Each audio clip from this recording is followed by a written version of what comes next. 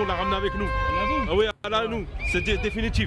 Et oui, c'était le feu hier à Lens avec les supporters marocains qui ont célébré leur titre remporté sur tapis vert.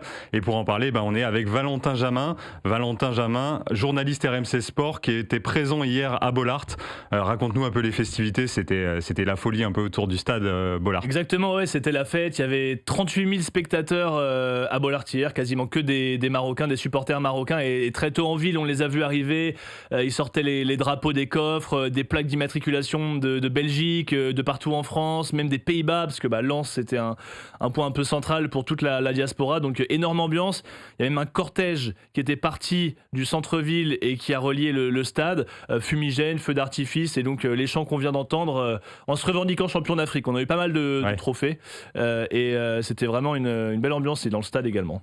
Bon, d'ailleurs, on va écouter le sélectionneur. Lui, il s'est régalé aussi, le sélectionneur marocain, devant la ferveur autour de la sélection marocaine. Ce qui est impressionnant, c'est la sortie de l'hôtel, c'est sur les autoroutes, c'est en arrivant à l'aéroport, c'est partout où on se déplace, et quelle que soit la ville.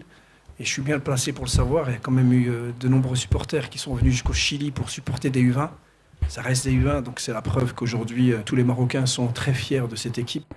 Par rapport à d'autres déplacements que tu as pu faire pour suivre des équipes, couvrir des sélections, est-ce que c'était particulier vraiment hier, comme explique le sélectionneur ? Ouais, en fait, ce qui est différent, c'est qu'il y a une hyper grosse attente de ces supporters parce que c'est la sélection marocaine qui vient voir la diaspora et c'est pas si fréquent de les voir jouer en Europe, encore moins en France. Certains me disaient, j'étais là il y a 3 ans, parce qu'il y a 3 ans, ils avaient joué contre le Burkina à Lens déjà. Donc c'est un événement énorme, quoi. Donc il y a beaucoup plus d'attentes que quand on va sur même des matchs de Ligue 1 où c'est beaucoup plus récurrent. Pour l'équipe de France aussi, c'est beaucoup plus récurrent. Donc là, il y avait vraiment une magnifique ambiance. Et puis, ils ont des vrais groupes de supporters. Il y a une variété de chants qui est importante. Donc, franchement, c'était...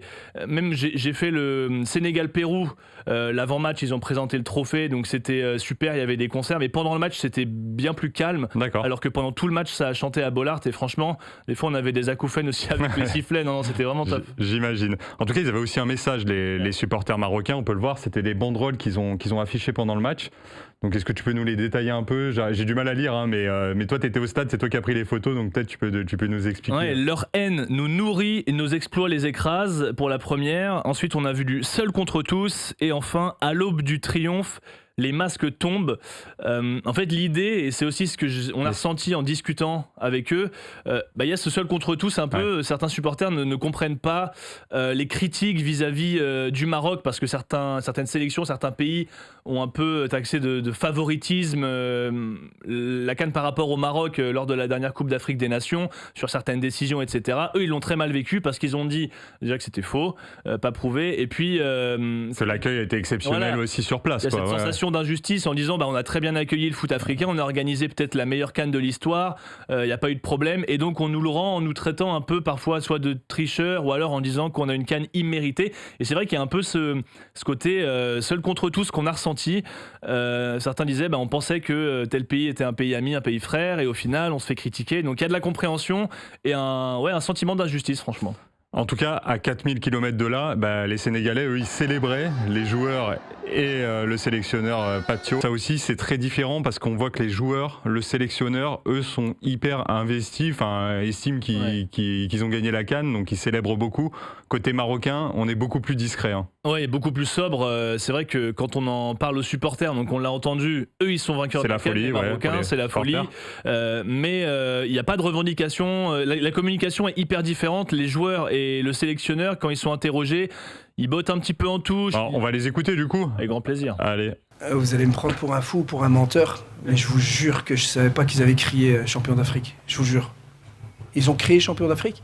Je vous jure, je suis sincère, je ne savais même pas. On était concentrés dans le match, sincèrement, j'ai pas, en tout cas moi, j'ai pas. Donc voilà, on voudrait les remercier pour leur soutien et voilà, comme j'ai dit, en espérant leur donner plus de jours. Ouais, ils ont pas entendu champion d'Afrique. Oui, alors que pourtant tout le stade a chanté à 10-15 minutes de la fin, champion d'Afrique, champion d'Afrique. Peut-être qu'ils n'ont pas entendu. Souvent on nous dit que sur le terrain on entend mal, etc.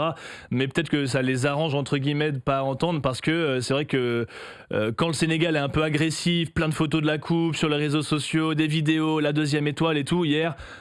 aucune mention du titre dans l'organisation du match, tu vois, il n'y avait pas d'étoiles supplémentaires, il n'y avait pas de panneau particulier, on se revendiquait pas champion d'Afrique, et on a même un peu l'impression que ça les gêne d'en parler. Ils en ont marre peut-être, ou ça les gêne d'en parler publiquement, parce que pour eux le règlement il est respecté, ils sont champions d'Afrique, pas besoin d'en faire des tonnes, et à l'inverse du Sénégal qui fait que de répéter sur le terrain, on est champion, le Maroc est beaucoup plus sobre à ce sujet. Et puisqu'il y a aussi, c'est aussi de la politique, est-ce qu'il y a des craintes autour de la décision du TAS, de dire quelque chose qu'il fallait peut-être pas dire, il y a peut-être ça aussi. Ça peut jouer, ça peut jouer, moi je ne sais pas, mais peut-être que dans leur esprit ça joue de se dire que maintenant donc c'est entre les mains du tribunal arbitral du sport, on veut pas orienter la décision, on veut pas se mettre à la faute, parce qu'en fait la décision du jury d'appel de la CAF, c'est une victoire pour le Maroc, pardon.